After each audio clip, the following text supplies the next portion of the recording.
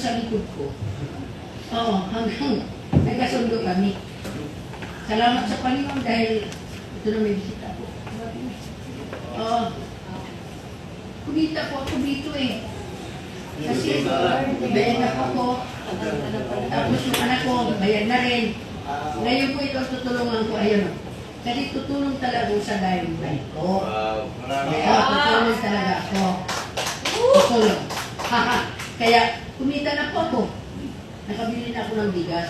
At may isa akong testimony sa inyo sa product. May pinunta akong kaibigan, yung mister pala niya magmi-medical. Pero maraming sakit. Grabe, pinaubos yung ganito sa isang araw. Hanggang gabi daw. Hanggang gabi daw. Ha? Alam niyo po, pagka medical kinabukasan, clear daw po yung body niya. Wow! Desiree. Asawa ni Desiree. Si Gwen. Nasa barko na. Kaya salamat sa Panginoon kayo yung mami niya. Minura pa ng anak ni Che. Dahil nga dito, dahil magbayad na siya ng 3,000, kag-order pa ulit. Minura siya. Pero kasi dito kami bayad sa akin. Sila gumamit na. Sila meron, si Che, pati yung anak. Gumamit na nito. Pati hindi ko kani meron ka akong binayaran. Praise God! Diba? Kung gusto niyo magkapera, simulan na. Ha, gayahin nyo na lang sila. Huwag na ako. Teka, huwag na ako, sila na lang. Oo. Di ba yes. Bini Glory? At saka, marahil dito maganda rin kasi ganito, pero bastos eh, no? Ako talaga. Ako yun. Uminom ako nito.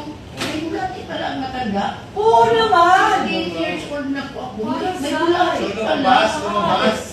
Opo, ganito yun. Oo. Pero, okay lang na sabihin ko. Oo, lumabas yung dumi. Parang mayroong something sa bibig ko. Anak! Sa bibig lumuaan. Ano to po? Nanay ko ba yun? Opo. Tapos kanina, doon ako sa Roberto.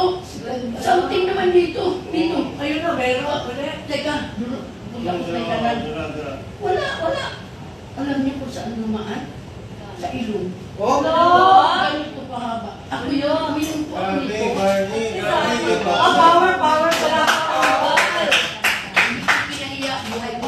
Oo. Titira ng barley. Tama. Nagpapira ako sa barley dahil pinapagalitan ako ni Pastor, hindi ako nahihiya. Sino? Sino? Yan. Bakit? Bakit? Sobrang naman. Palagpagan niyo naman si Pastor. Yes!